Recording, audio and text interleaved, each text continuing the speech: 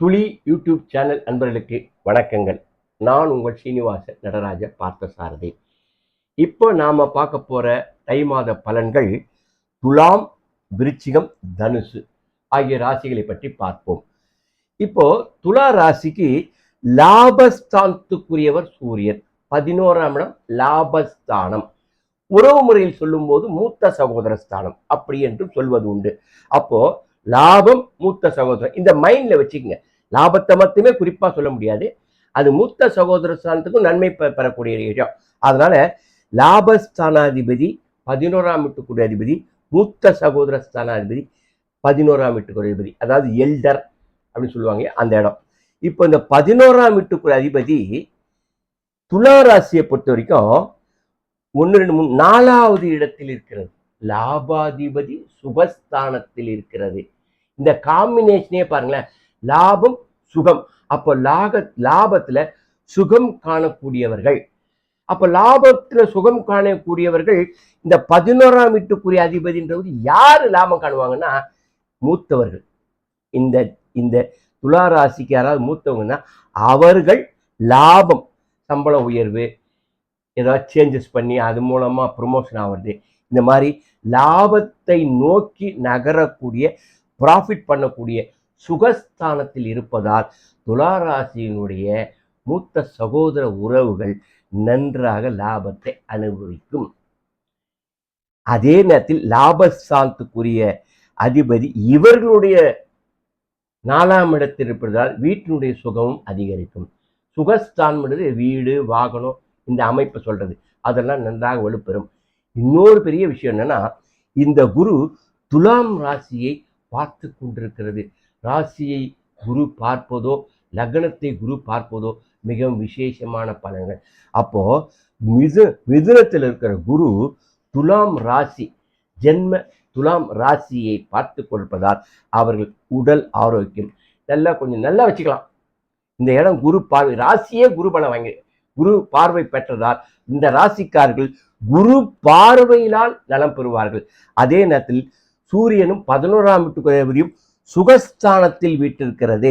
அதே மாதிரி துலார் ராசிக்குரிய செவ்வாயும் சுகஸ்தானத்தில் வீட்டிருக்கிறது. செவ்வாய் பாருங்க, அங்கேயே இருக்குது, சூரியனுக்கு பக்கத்திலே இருக்கு பாருங்க செவ்வாய். அப்போ இந்த துலார் ராசிக்குரிய ஓனர், அந்த அதிபதி சுக்கிரன், துலார் ராசிக்கு ஹவுஸுக்கு அதிபதி வந்து சுக்கிரன், அந்த சுக்கிரனும் சுகஸ்தானத்தில் இருக்கிறது. அப்போ சூரியன் லாபாதிபதி சுகஸ்தானத்தில் இருக்கிறது, தனாதிபதி சுகஸ்தானத்தில் இருக்கிறது, ராசியாதிபதி சுக்கிரஸ்தானத்தில் இருக்கிறது, விரையாதிபதி புதன்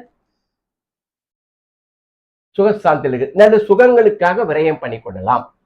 இப்படி இருக்கு இல்லையா? அப்ப எந்த சுகத்துக்காக விரயம் பண்ணிக்கலாம்? இந்த குருன்றது புத்திரக்காரகன் அப்படின்னு ஒரு பேர் இருக்குது, தனக்காரகன் போகுது. இந்த 2 கான்செப்ட்ல இந்த துலா ராசிக்காரர்களுக்கு செலவு செய்து கொள்ளலாம். குழந்தை விஷயமா செலவு பண்ணிக்கலாம், போய் பார்க்கலாம், செலவு பண்ணலாம், இந்த மாதிரி விஷயத்த பண்ணிக்கொள்ளலாம். ஏன்னா குரு புத்திரக்காரகன் பிளஸ் நிதிக்காரகன், தனக்காரகன் சொல்வார்கள். அதனால இந்த இடத்தில் அவர்கள் இந்த குருவினுடைய பார்வை இருக்கும்போது அந்த விஷயத்தை நன்றாக பயன்படுத்தி கொள்ளலாம். அதனால இந்த துலா ராசிக்கை பொறுத்த வரைக்கும் எல்லாமே பாருங்க, எல்லாமே நல்லா இருக்கு. 11ஆம் வீட்டுக்குரிய சூரியன் நல்லா இருக்கிறாரு, தனாதிபதி 4ல இருக்கிறாரு, ராசியாதிபதி 4ல இருக்கிறார், இந்த விரையாதிபதி கூட சுப செலவுக்குரிய இடத்துல இருக்கிறார்.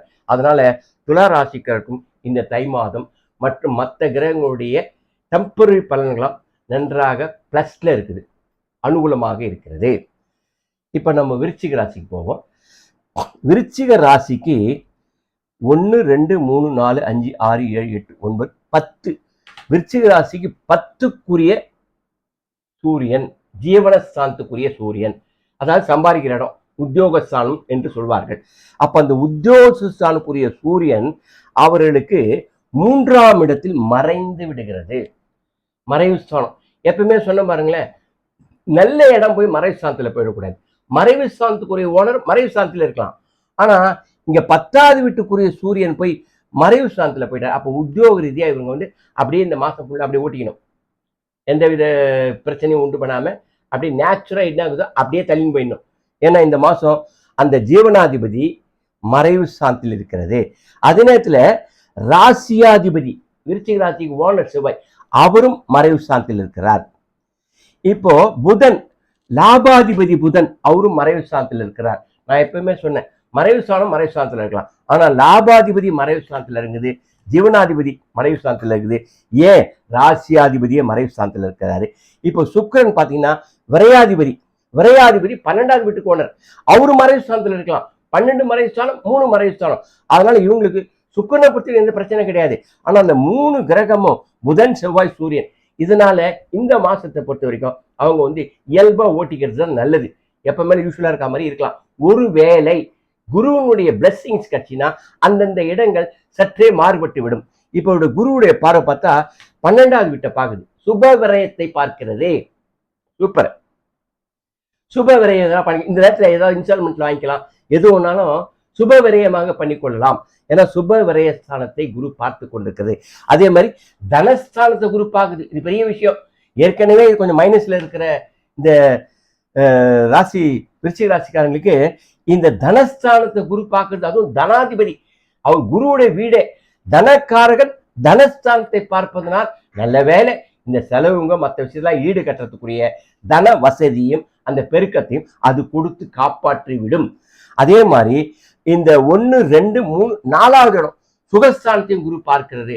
அப்போ இந்த சுகஸ்தானம் வாகன ஸ்தானம் போது நான் ஏற்கனவே இன்ஸ்டால்மெண்ட்ல வாங்கிக்கலாம் சொன்னீங்க, வண்டி கூட மாத்திக்கலாம், வண்டி வாங்கிக்கலாம், ஏன்னா வீட்டுக்கு தேவையான பொருட்களை வாங்கிக்கலாம். அப்போ உங்க கையில இருக்கிற பணத்தை சுபவிரயமாக செய்து கொள்ளுங்கள். அதனால இது தனஸ்தானத்தை குரு பார்க்கறதுனாலையும் விரயஸ்தானத்தை குரு பார்க்கறதுனாலும் சுகஸ்தானத்தை குரு பார்க்கறதுனாலும் இந்த விரயத்தையும் தனத்தையும் சுகத்துக்காக செலவு பண்ணிக்கொள்ளலாம். எந்த சுகம் உங்களுக்கு வேணுமோ, ஸ்டாண்டர்டா வேணுமோ, லைஃப் ஃபுல்லா நீடிக்குமோ அந்த சுகத்துக்குரிய பொருட்களையோ வாகனங்களையோ வசதிகளையோ இது செய்து கொள்ளலாம். அதனால விருச்சிக ராசியை பொறுத்த வரைக்கும் அது செகண்ட் கிரேட் பொசிஷன் தான் இருக்கு. அடுத்தபடியாக தனுஷ் ராசியை பற்றி பார்ப்போம். தனுஷ் ராசிக்கு 9ஆம் வீட்டுக்குரிய அதிபதி பாக்கியஸ்தானாதிபதி சூரியன். எப்பவுமே தனுஷ் ராசி தனுஷ் லக்கணக்காரங்களுக்கு சூரியன் பாக்கியஸ்தானம் தான், ரொம்ப நல்ல இடத்துல செஞ்சாங்க. அது திரிகோணாதிபதி, அது சொல்லுவாங்களே 9ஆம் இடம்ன்றது. அப்போ ராசிக்கு 9ஆம் வீட்டுக்குரிய பாக்கியஸ்தானத்துக்குரிய சூரியன் ராசிக்கு 2ஆம் இடத்தில் இருக்கிறது. பாருங்க, நல்ல பாக்கியம் குடும்பஸ்தானத்தில் இருக்குது. குடும்பத்துல நல்ல பாக்கியங்கள்லாம் ஏற்படும். குடும்பத்துல ஏதாவது சுப நிகழ்ச்சிகள் நடக்கிறது, சுப செய்திகள் கேள்விப்படுறது, ஒரு பாக்கியத்தை அனுபவிச்சுன்ற விஷயம், தந்தையால் பாக்கியம் அனுபவிக்கக்கூடியது. அது மாதிரி தனுஷ் ராசிக்காரங்களை நல்ல பாக்கியத்தை அனுபவிப்பார்கள். அதுவும் குருவினுடைய பார்வை பெறுவதால் குழந்தை சம்பந்தப்பட்ட நல்ல செய்தியை கேட்கலாம். அதனால தனுஷ் ராசியை பொறுத்த வரைக்கும் நன்றாக இருக்கிறது. ஏனென்றால் அது பாக்கியாதிபதி 2ஆம் இடம், அந்த 2, 9 காம்பினேஷன் நல்ல காம்பினேஷன். அதனால அவர்களுக்கும் இந்த சூரியனால் தை மாதம் நன்றாகத்தான் இருக்கும். அதே நேரத்துல குருவனுடைய பார்வை தனுஷ் ராசியையும் பார்த்து கொண்டிருக்கிறது. ஏற்கனவே துலா ராசியை பார்த்தது, துலா ராசிக்கு போனஸ் கிடைச்சிச்சு. இப்போ தனுஷ் ராசி சொந்த இடமே, குருவுடைய சொந்த வீடு. அப்போ அதே ராசியா கொண்ட தனுஷ் ராசிக்காரர்கள உடல் நலத்துல நல்லாவே மேம்படும். எந்த பிரச்சனை இல்லாம ரொம்ப கஷ்டப்பட்டு இருந்தாங்க. இப்ப பாத்தீங்கன்னா குரு பயிற்சி, இங்க கடகத்துல இருந்த குரு பயிற்சி அங்க போயிடுச்சு. அங்க இருந்து தனுஷ் ராசியை பார்க்குது. அப்ப தனுஷ் ராசிக்காரர்கள் குருவினுடைய பார்வையால் அந்த சரீர உடல் நலம் கூட நல்லபடியா இருப்பாங்க. எந்த பிரச்சனையும் இல்லாம அதை அப்படியே மெயின்டைன் பண்ணிக்கும். அதே மாதிரி 3ஆம் இடத்தை பார்க்கிறது. 3ஆம் இடம் சகோதரஸ்தானம், தைரியஸ்தானம் சொல்லுவாங்க. தைரியஸ்தானத்தை குரு பார்க்குது. 3ஆம் இடத்துக்குரிய விஷயத்தையும் குரு பார்க்கும். 3ஆம் இடம் வலுப்பெறும்.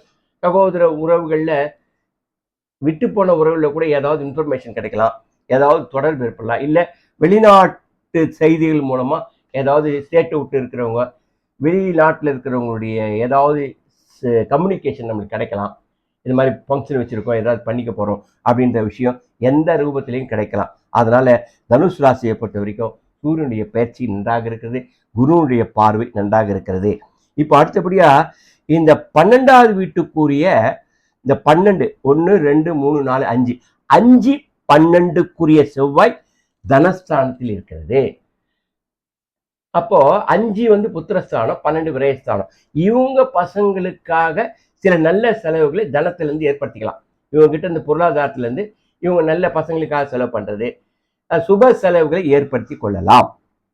அதே மாதிரி சுக்கிரன் பார்த்தா தனுசு ராசிக்கு 11ஆம் வீட்டுக்கு லாபாதிபதி 1 2 3 4 5 6 6 11க்குரிய அதிபதி தனஸ்தானத்தில் லாபாதிபதி தனஸ்தானத்தில் அமர்வது நல்லதுதான்.